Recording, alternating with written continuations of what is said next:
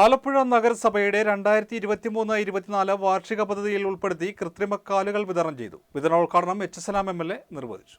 ആലപ്പുഴ നഗരസഭയുടെ 2023-24 വാർഷിക പദ്ധതി വഴി നടപ്പിലാക്കിയ ഫിസിയോതെറാപ്പി അനുബന്ധ പ്രവൃത്തികൾ എന്ന പദ്ധതിയിൽ ഉൾപ്പെടുത്തി നിർമ്മിച്ച കൃത്രിമ കാലുകൾ, ഓർത്തോസിസ് എന്നിവയുടെ വിതരണം എച്ച് സലാം എം.എൽ.എ. നിർവഹിച്ചു. 20 ലക്ഷം രൂപ ചെലവിൽ 5 കൃത്രിമ കാലുകളുടെയും 24 ഓർത്തോസിസുകളുടെയും വിതരണമാണ് നടത്തിയത്. ആലപ്പുഴ ജനറൽ ആശുപത്രിയിൽ പുതുതായി ശ്വാസകോശ രോഗികൾക്കായി തുടങ്ങിയ നൂതന ചികിത്സാ സംവിധാനമായ പൾമണറി റീഹാബിലിറ്റേഷൻ യൂണിറ്റിന്റെ ഉദ്ഘാടനവും എം.എൽ.എ. നിർവഹിച്ചു. തിങ്കൾ, ബുധൻ, വെള്ളി ദിവസങ്ങളായാണ് സെന്റർ പ്രവർത്തിക്കുക. ശ്വാസകോശം വിഭാഗം മേധാവി doctor K Venugopal, pulmonologist doctor Radin, doctor V B. Anjali എന്നിവരുടെ നേതൃത്വത്തിൽ രോഗികൾക്ക് പരിശീലനം, ബോധവൽക്കരണം, വിവിധ വ്യായാമ മുറകൾ, മരുന്നുകളുടെ ഉപയോഗം, മാനസിക സംഘർഷ നിവാരണ മാർഗങ്ങൾ, പുകവലി നിർമ്മാർജ്ജനത്തിനായുള്ള ചികിത്സ എന്നിവ പരിശീലിപ്പിക്കും. രോഗം മാറുന്നതിനൊപ്പം ജീവിതരീതി കൂടി മാറ്റാവുന്ന ചികിത്സാ സംവിധാനമാണ് റിഹാബ് സെന്ററിൽ നടപ്പിലാക്കുക. ജനറൽ ആശുപത്രിയിൽ നടന്ന ചടങ്ങിൽ നഗരസഭാ ചെയർപേഴ്സൺ കെ ജയമ്മ അധ്യക്ഷയായി. ആരോഗ്യ standing committee chairperson S Kavitha മുഖ്യപ്രഭാഷണം നടത്തി. സ്റ്റാൻഡിംഗ് കമ്മിറ്റി അധ്യക്ഷരായ എം.ആർ. പ്രേം, ആർ. വിനീത, നഗരസഭാംഗങ്ങളായ P S. Faisal, Claramma Peter, B. Nazeer, Linda Francis തുടങ്ങിയവർ പങ്കെടുത്തു.